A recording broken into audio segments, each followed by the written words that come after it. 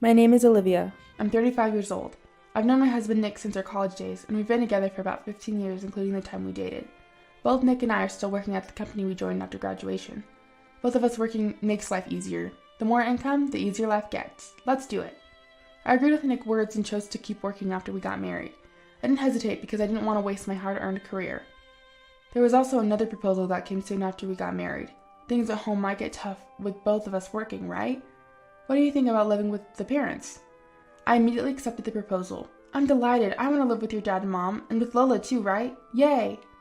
Y'all really get along well, don't you? Even dad and mom and Lola. She talks about wanting a sister in front of me. I wish she would consider my position a little. I had established a good relationship with Nick's family during courtship.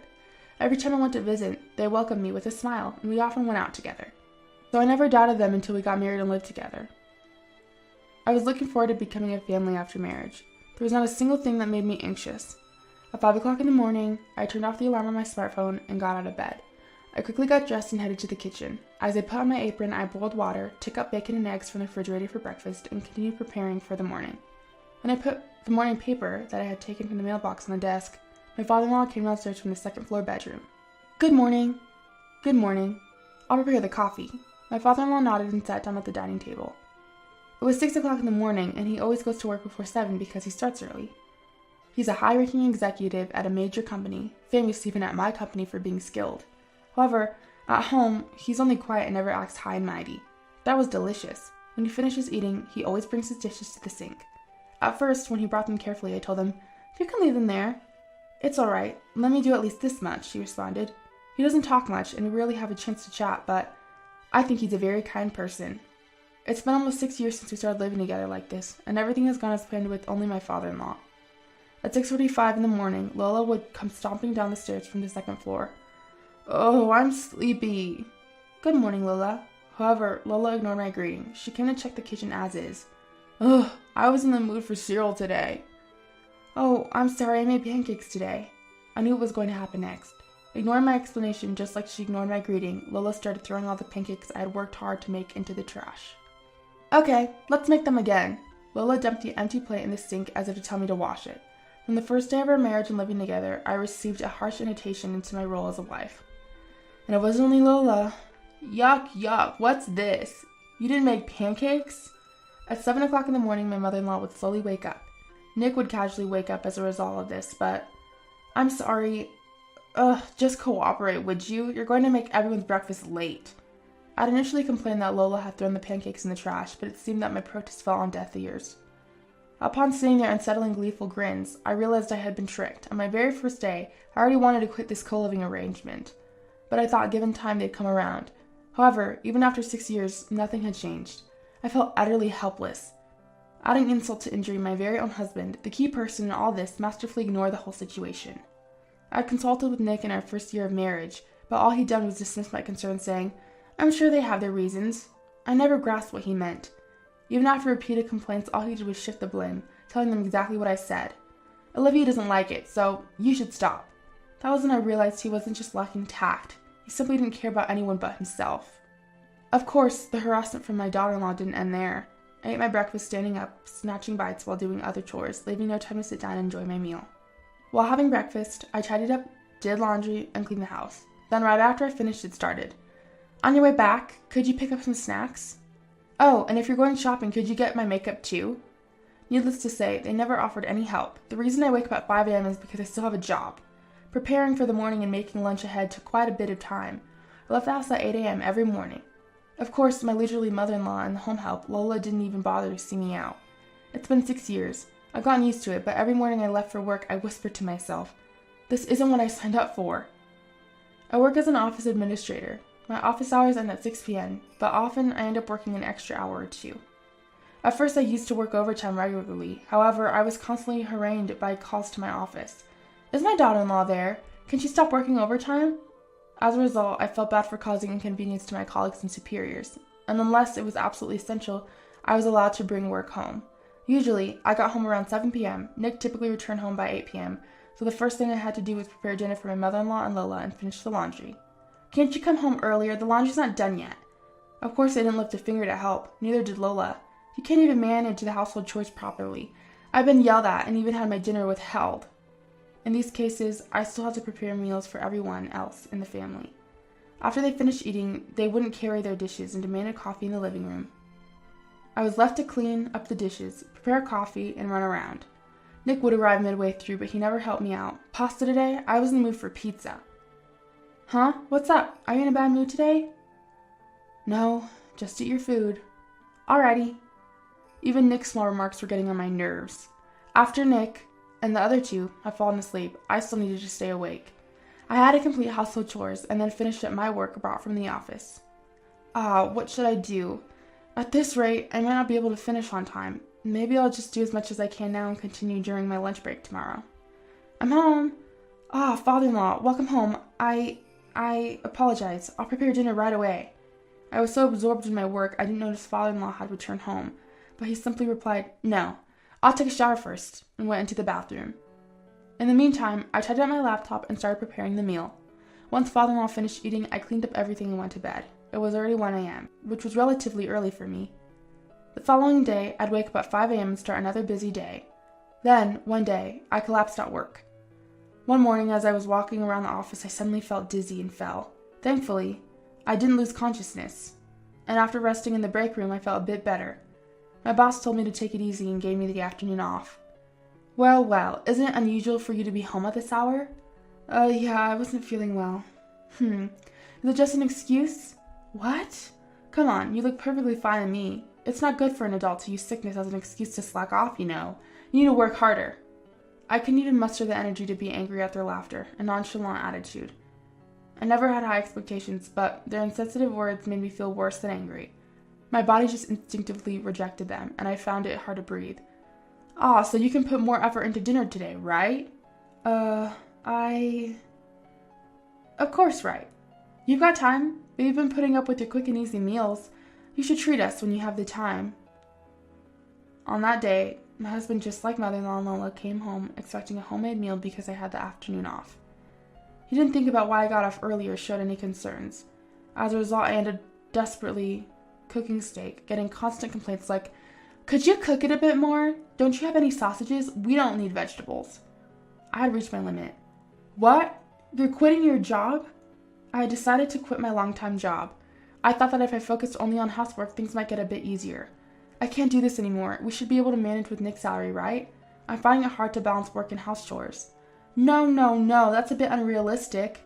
At my husband's words, laughed out and saying it's unrealistic, I turned pale. What? Why is it unrealistic? Because we two are contributing $1,500 to the household expenses every month, right? It'll be difficult to do that with just my salary. Well, can we maybe reduce that? I think Mom would probably say no. Well, if it's not possible, it's not possible. Just try a little harder. The sight of Nick patting my shoulder and smiling, I had never hated him more. I thought it was pointless to talk to him anymore, but it seemed like fate was on my side. The company I worked for was downsizing due to poor performance.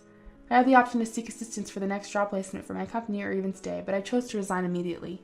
Huh? You're leaving because the company is doing poorly? Yes, that's why I'll be focusing on household chores from now on. I told Nick, who had just returned from work, that I had resigned from the company. I knew it was somewhat forceful, but I felt it was the only way to make him pull his weight. However, when mother-in-law and Lolo, who were along with Nick, heard the news, they became livid. Are you out of your mind? What about the money? If you're working, it's going to be hard on Nick. I won't allow any cutbacks. But there are things I just can't do besides juggling household chores, and work was exhausting. I believe this is a good opportunity for me. No, but you said it's impossible. We need at least $2,000 to get by. I think you can manage. After all, $2,000 is just for living expenses. Honestly, I don't believe the utilities alone can cost that much. I was under the impression that the $2,500 I was providing every month was going towards living expenses, and there had to be room for savings. Even though they adamantly said it was impossible, I believed the amount could fluctuate, as it was not a fixed cost. Then I was told an unbelievable fact by mother-in-law. My head hurts. You thought that was just for living expenses? Then what are you spending it on? I thought it was all going to mother-in-law and Lowe's living expenses. Let me be clear. Isn't it obvious that we need to cut back there? You're asking us to tighten our belts? What kind of wife are you? The $1,500 come from the paycheck, doesn't it? Yes, it does. The $1,500 every month was all being transferred from my account to father-in-law's. When I discussed it with Nick, we decided to handle all the payments from my salary. It was simpler to manage everything from one salary. That money, it's not for living expenses, but for the mortgage payment on the house. What? A mortgage? That includes some home improvements, so the mortgage payment is $1,500 a month. That's a fixed cost. It can't be changed. Hold on a minute. That kind of expense was supposed to be managed with father-in-law's salary. Haha, what a waste. Why should we use Nick's money when we have our own to spend freely, especially when we have a wife who's like a wallet? I was dumbfounded to be referred to as a wallet. It seemed like they didn't think of me as a wife, but merely as a source of money to exploit. And watching mother-in-law and Lila's laugh uproariously at this reality, I could confirm that Nick, with his calm smile, was just as guilty. Well, but Mom, she quit her job and doesn't have an income anymore, right? Shouldn't we get rid of her quickly? Yes, let's do that. We're under no obligation to take care of you, nor do we need to provide you with a place to stay. Wait a minute. Well, Mom's right. Sorry, Olivia. You'll need to move out until you find a job. Nick! I couldn't believe what my husband was saying to me with a smile. But the three of them, ignoring my shock, slowly pushed me towards the front door. I was too stunned to resist and found myself locked out.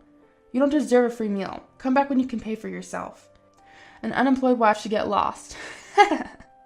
Bombarded with harsh words through the front door, I felt too weak to resist and walked away slowly.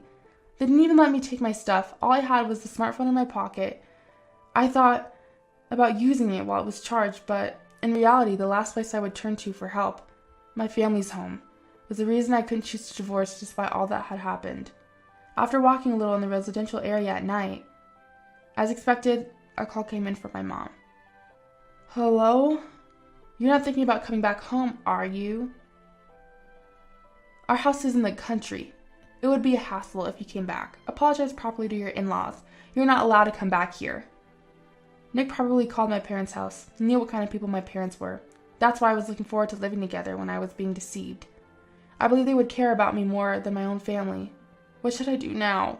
Before I knew it, I was sitting blankly on a bench in the local park. It was 9 o'clock. I needed to decide my next move soon. But my wallet. Remembering that I had left my bag with my wallet inside, I reluctantly decided to sneak back to the house. I was anxious about what might be happening at home and was secretly watching from outside when someone approached from behind.